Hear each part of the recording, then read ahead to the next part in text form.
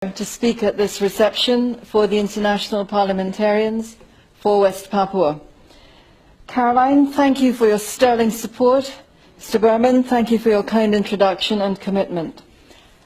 You know, lawyers like to talk for a long time, but I only have a few minutes. So I'm going to do two things. I will explain West Papua's status under international law, and then I will mention some implications for the EU and for you as parliamentarians. Today, West Papua is an Indonesian colony.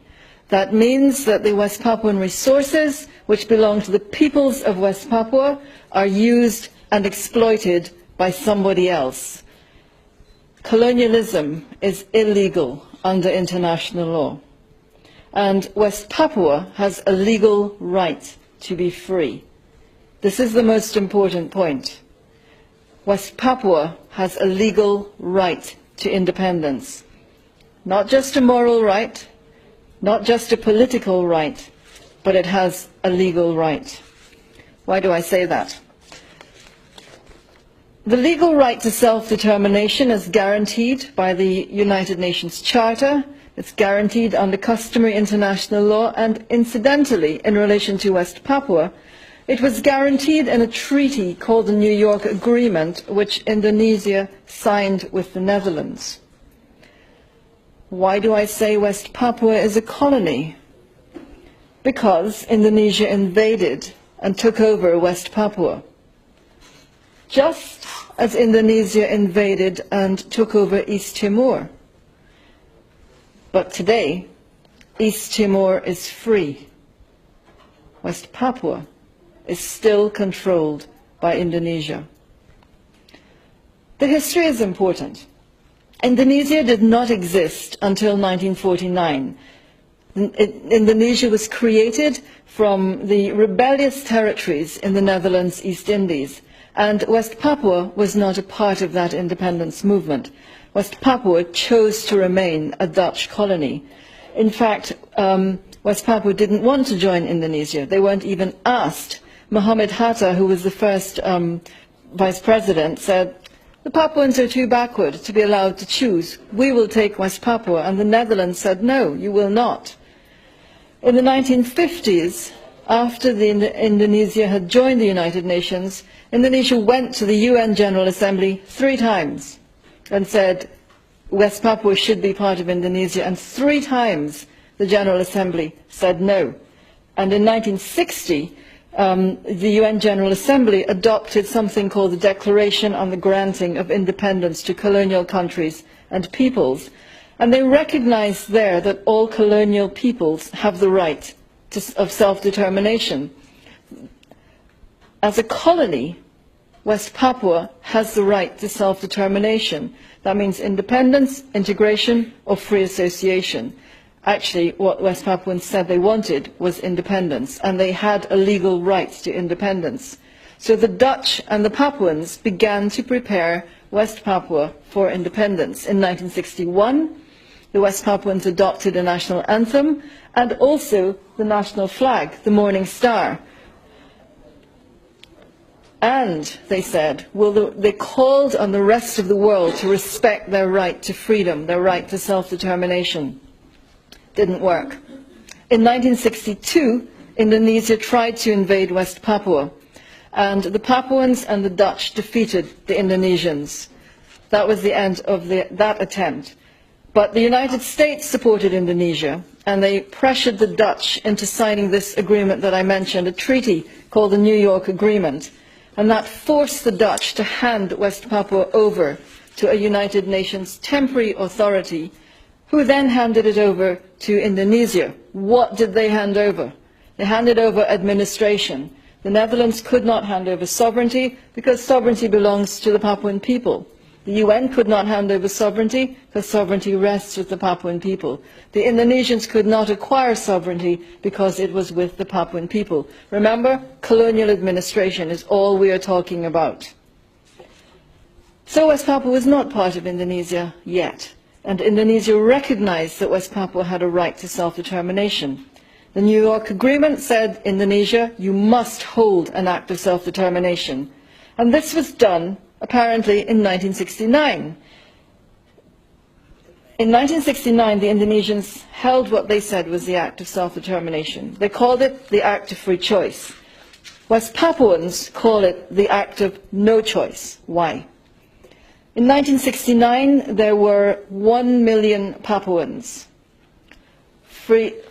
Self-determination means a free choice based on universal adult suffrage.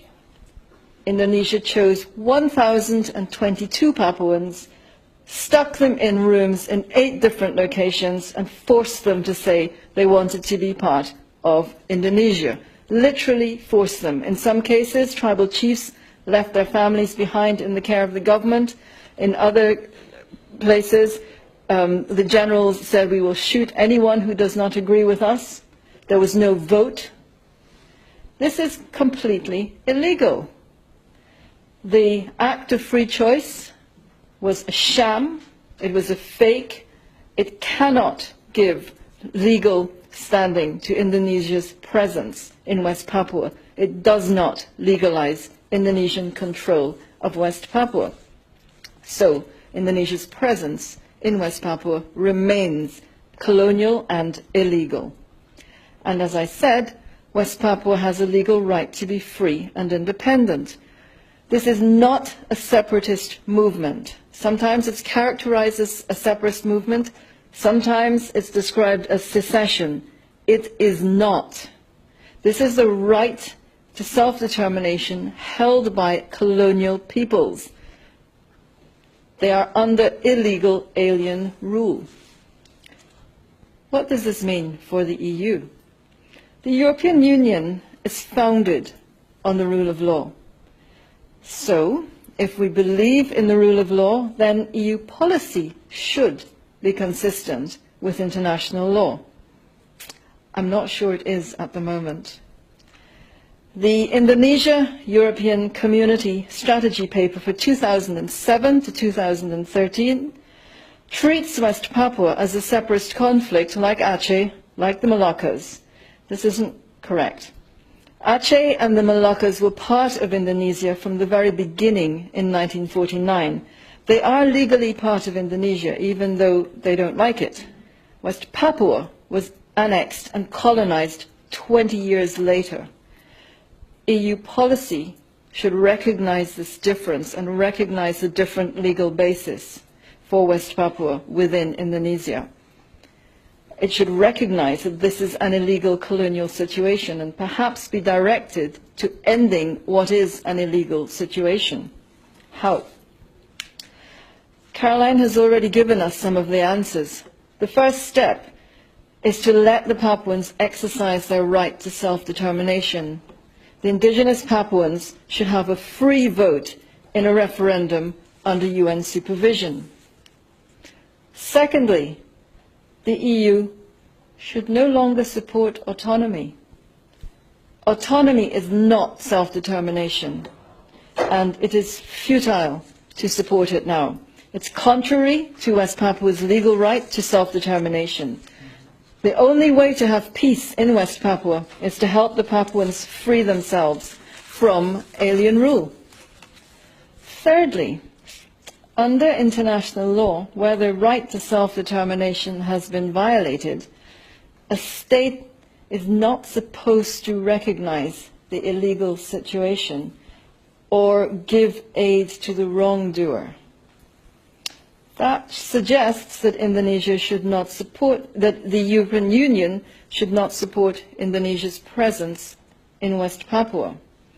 That might mean reviewing current EU policy towards Indonesia and, if necessary, changing that policy to make it consistent with international law. The basis of international law is the preservation of peace. That's why we have international law. The European Union, you, are the only directly elected body in the European Union, this Parliament. We ask you, as parliamentarians, to uphold the rule of law for West Papua. Thank you.